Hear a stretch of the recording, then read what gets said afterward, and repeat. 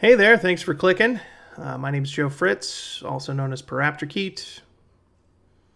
Yeah, I don't know.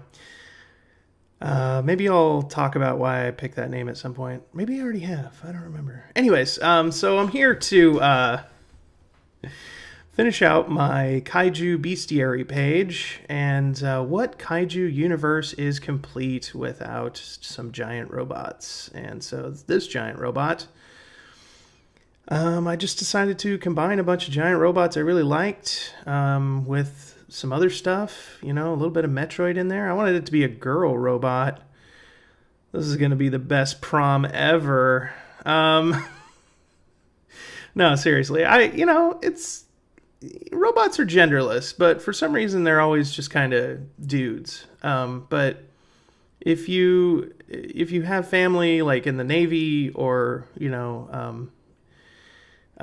who are around large machines, they usually refer to large machines as female. So I think if we ever really did have giant robots, they would probably be referred to as she. So yeah, I don't know if I'm being sexist right now.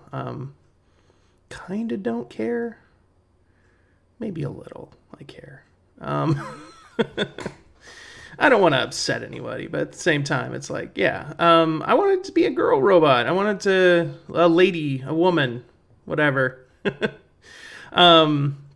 just thought it'd be cool to have a giant robot. Yeah, like all those Jaegers would be called she, like in a real military setting, I think, because they're so big and yeah. So they should have had like some nice. Actually, Gypsy Danger does have some nice hips in that movie. Yeah. Oh man.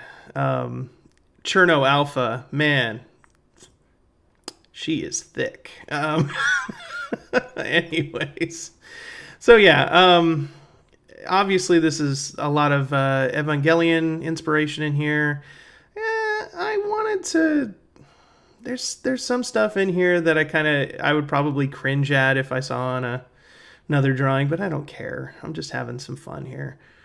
Since I'm making it a robot based on the female form, I had to do something about the boobs, and I kind of I don't know. I ended up on this kind of like Metroid thing.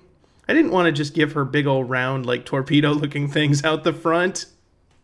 So I kind of settled on this like maybe there's some sort of power source back there that's lighting up these things. Maybe they're headlights. Haha. Anyways, I'm being very childish right now.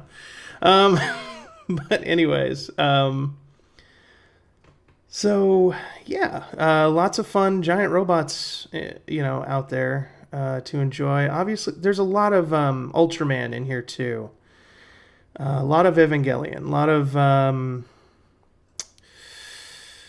what's some other giant robot? Big O is another good one. Big O is so good. It's like the Batman the animated series of animes. It's really clearly they were ripping that off. But yeah, Big O's good. Yeah. So, I've been kind of running behind lately.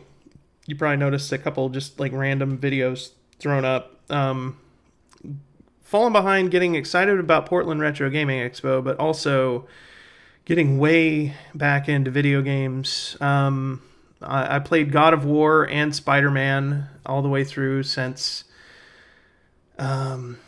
I played through God of War when I did that last drawing, but for this one, I've finished Spider-Man too. So it's like now I'm way behind. You know what Spider-Man has though that I was complaining about in my last video and a previous video as well is save slots. The Spider-Man game on PS4 has save slots, 4 stars, automatic 4 stars. But then also that game is really good, so 5 stars. Yeah, that Spider-Man game is so good. Like, I was honestly surprised at how addicting the side missions were and how excited I was to basically get every backpack and get attack every base and all that stuff. So Spider-Man is definitely worth the money right now. So if you're in the market for a new game, I would definitely pick that one up. And of course, it's It's following the Batman Arkham mold, sort of. In both the fact that it is got some good storytelling in it, but then also it is just a straight up good game. Which for a superhero game, that's hard to come by. It's a bit surprising. But yeah, I love that game. So yeah, I'm doing a lot of interesting stuff with the shading. Just trying to make it look like metal, like chrome. But of course, I'm gonna go in and give her some color, give her a nice paint job. And of course, you can see those two little scientists up there in the corner. My favorite part of giant monster movies that involve robots is when they have the robot in the lab or in the giant underground bunker, and there's just dudes on scaffolding around it, just welding and putting it together. I love that. I love that they put that in Pacific Rim. It is like my favorite thing because I just love to imagine it's just my job today. I'm gonna go weld some space titanium onto Mechagodzilla today. That's my job. It's my 9 to 5. Just it's so awesome. And then as I got older, I learned about how much maintenance goes into like a fighter jet and stuff, and I realized if you had a giant machine like that, you would probably be working on it constantly just to get it to go on a mission.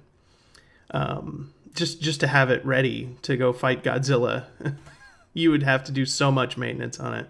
So like a fighter jet takes hours of maintenance just for like a 15-minute mission. It's ridiculous. But those machines are so finely tuned and everything. You have to do that in order to make sure it's functioning correctly. But yeah. Which makes a lot of giant robot fiction very impractical. A lot of fiction, like SWAT cats, very impractical. They wouldn't be able to. Two guys in a junkyard probably wouldn't be able to keep a Harrier jet going. Maybe, I don't know. So over here, I just went ahead and made everything purple. So I had to go back in here and erase where I had put purple on these scientist dudes over here, checking out. And I named her Laufey after Loki's mother because I played through God of War. That's kind of a spoiler, but you won't know why until the end of the game. So good luck. Yeah. I named her Laufey after Loki's grandma, or Loki's mother. And I wanted to show you guys something that I've been saving since the first drawing. You can see it's all on the same page. And here it comes. Surprise! Oh, you can barely see it. I designed all these characters to be suits, so that's why some of them look kind of funny. Like Byrantis up here, you can see the big old plate on his head. It's where the human's head would be, where the person's head would be. You can kind of see the outline. But yeah, I've been saving that for this reveal. I don't know if it's going to be super disappointing or not. It's like a little Easter egg for people who've been watching this whole time. Yeah, you can see. Yeah, there he is. Yeah, that one's obviously a person in a suit, and so is Laufey. So, yep. Gotta find somebody with a real long neck to play her, though. All right. Well, thanks for watching. I'll probably put up a video talking about Portland Retro Gaming Expo, and thanks for watching.